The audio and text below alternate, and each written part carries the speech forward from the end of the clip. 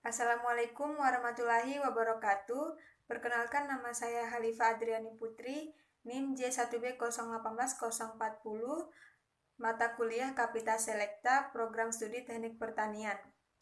Pada video kali ini, saya akan menjelaskan pemanfaatan limbah daun kelapa sawit sebagai bahan pembuatan pupuk kompos. Latar belakang pada makalah ini yaitu perkebunan kelapa sawit cukup masif perkembangannya di negara penghasil utama, yaitu Indonesia dan Malaysia. Hal ini berdampak pada perekonomian yang terdorong di negara tersebut. Tetapi hal ini juga menyisakan permasalahan lingkungan berupa limbah perkebunan. Limbah yang dihasilkan oleh perkebunan kelapa sawit dapat berupa limbah padat yang salah satunya adalah pelepah sawit. Guna mengatasi berbagai permasalahan yang timbul terkait limbah pelepah, maka muncullah berbagai gagasan pemanfaatan yang kesemuanya bertujuan sebagai upaya pengurangan dampak limbah pelepah tersebut. Pemanfaatan yang lain dari limbah daun kelapa sawit salah satunya adalah dengan mengkonversinya menjadi pupuk organik. Hal ini lebih memungkinkan mengingat proses yang cukup mudah dan biaya yang relatif murah. Selain itu, produk hasil konversinya dapat langsung dimanfaatkan di areal perkebunan sebagai tambahan zat hara pada tanah.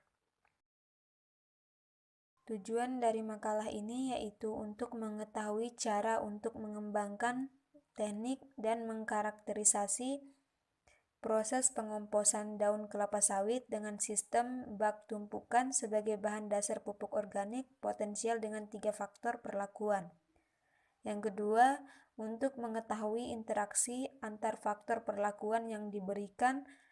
Faktor perlakuan yang dimaksud meliputi metode pengkomposan, ukuran daun kelapa sawit, dan durasi pengomposan. Selanjutnya yaitu desain dan metode pengomposan. Desain dan metode pengomposan pada makalah ini yaitu bak tumpukan yang digunakan berupa kotak kayu dengan dimensi 75 cm x 50 cm x 40 cm yang diberi lapisan plastik berlubang untuk masing-masing variasi perlakuan. Daun kelapa sawit dipotong sesuai dengan ukuran yaitu 2 cm, 4 cm, dan 6 cm. Selanjutnya yaitu tabel 1.1 faktor perlakuan komposisi bahan kompos.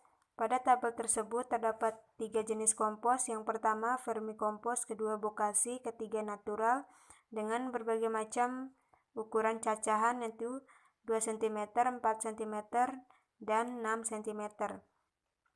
Bahan campuran pada masing-masing komposisi dicampurkan dan ditempatkan di dalam bak penampung. Proses pencampuran bahan untuk kompos komposisi bokasi meliputi pencampuran cacahan daun sawit dengan kotoran sapi, gula merah, dan E4 yang telah dilarutkan dengan air dan difermentasi selama 24 jam, ditambahkan secara merata pada tumpukan bahan. Sedangkan campuran bahan dan larutan kemudian ditempatkan dalam kotak yang telah disiapkan. Komposisi vermikompos dibuat dengan mencampurkan cacahan daun sawit dengan kotoran sapi cair secara merata. Bahan campuran yang telah merata kemudian ditambahkan cacing Lumbricus rubellus.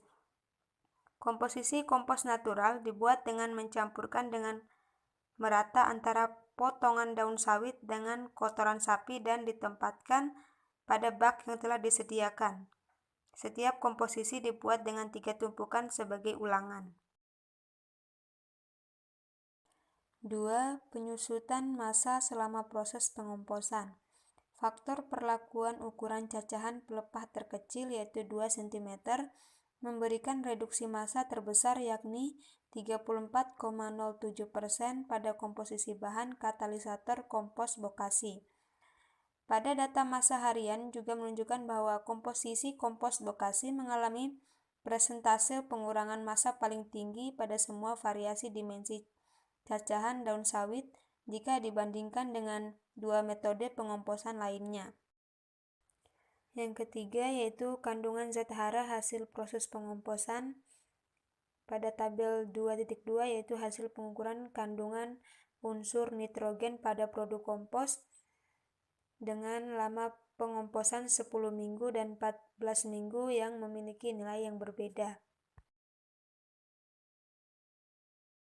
Selanjutnya yaitu pada tabel 3, hasil pengukuran kandungan unsur fosfat pada produk kompos dengan lama pengomposan 10 minggu dan 14 minggu. Pada tabel 4, hasil pengukuran kandungan unsur kalium pada produk kompos pada lama pengomposan 10 minggu dan 14 minggu memiliki nilai yang berbeda. Pada gambar tersebut merupakan hasil pengomposan dengan durasi pengomposan 10 minggu dan durasi pengomposan selama 20 minggu. Kesimpulan dari makalah ini, daun kelapa sawit merupakan limbah padat perkebunan yang potensial guna dikonversi menjadi pupuk organik melalui proses pengomposan. Proses pengomposan dengan komposisi bokasi lebih baik daripada komposisi lainnya berdasarkan pertimbangan perubahan suhu selama proses pengomposan.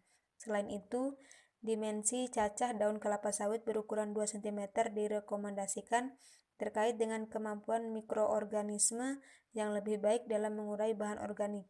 Kombinasi proses pengomposan dengan komposisi kompos bokasi dengan ukuran cacahan 2 cm dengan durasi 10 minggu direkomendasikan sebagai kombinasi kondisi proses pengomposan yang optimal. Sekian penjelasan dari saya, lebih dan kurangnya saya mohon maaf. Wassalamualaikum warahmatullahi wabarakatuh.